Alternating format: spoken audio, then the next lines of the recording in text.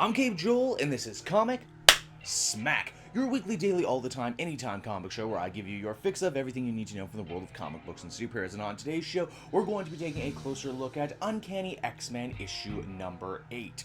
It's Psylocke versus Phantom X. How could this happen? How does this tie into the Apocalypse War? I don't know. Let's read the book and find out. Alrighty then, so as the comic opens up, we're back in the Savage Lands at the base of operations for Magneto's Uncanny Avengers. We see that Archangel is still being held for his own safety, and he's also being watched over by the base's resident robot nanny. Wait, have we seen this guy before? He just kind of comes out of nowhere and he's like, yeah, I'm a robot, but I have feelings and everything. What an odd way to open up what will ultimately be a very odd comic, and the sad part is it's all downhill from the talking robot. From there, we transition on over to Psylocke, who almost instantly after coming to an occultist cell manages to escape. In fact, she escapes so easily you have to wonder why they didn't do anything to stop her escape, like, oh, I don't know, bind her hands or, try and find some way to nullify her powers, but no, she just gets out super easy. We do, however, learn a little bit about what the bad guys have planned. Genocide, the evil son of Apocalypse, is using Warren, who may be the genuine article, may be a clone, we're not exactly sure, to summon Archangel to his side.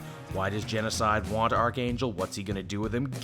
We don't know, and they never say. Also, they're very coy about whether or not this Warren is a bad guy, because he does worry about Magneto and Psylocke. Psylocke attempts to use her mutant powers to reach out to Sabretooth and Monet. Unfortunately, they can't hear her right now, and moreover than that, she's staring down the barrel of a gun pointed at her by Phantom X. Yeah, John Philippe is also just kind of here now. Wasn't he supposed to be on an important mission with Mystique for Magneto?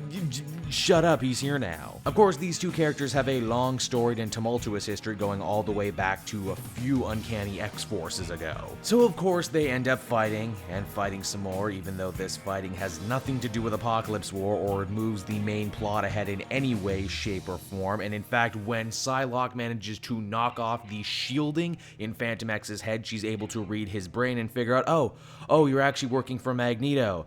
And I'm working with Magneto too, so I guess we're on the same team, so I guess we just wasted a bunch of time with this right here, right now. But what is actually going on with the other half of the Uncanny X-Men team? Well, underground, Sabretooth, Calypso, and Monet are dealing with a bunch of diseased mutants, only this is a very interesting sort of disease they have. It seems they've all fallen under the control of Monet's evil brother, M-Plate. Yes, that's right, M-Plate, another Scott Lobdell creation, an X-Men villain who eats mutant bone marrow, which allows him to live a long time and also copy mutants' powers for a brief amount of time. It would seem with Terrigen Mist killing mutants all over the place, M-Plate's food source is slowly running out, so he had to get a little bit more creative.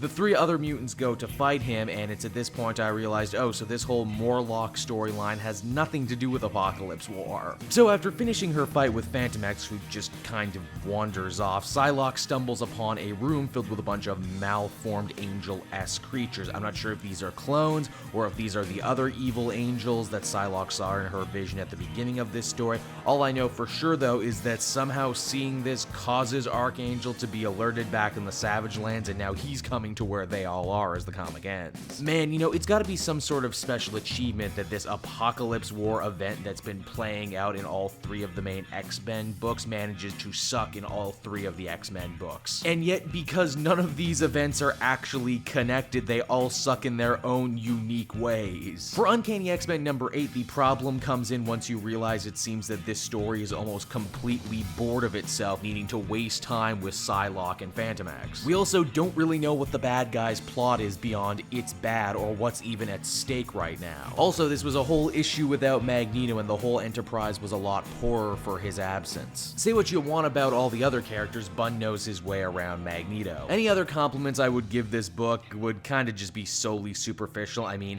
the art is nice in some places, there was no spelling errors. Beyond that, this was wholly forgettable. I give it a 4. This storyline in this event cannot end soon enough. Hey everyone, thanks so much for watching my newest video. I hope you enjoyed it, and while you're here, why not check out another video I have on offer? Or maybe if you're feeling in a supportive mood, you want to like or subscribe. And if you want to support the creation of more videos just like this one, then please by all means check out the Cape Joel Patreon. A little bit goes a very long way, and I will see you all next time.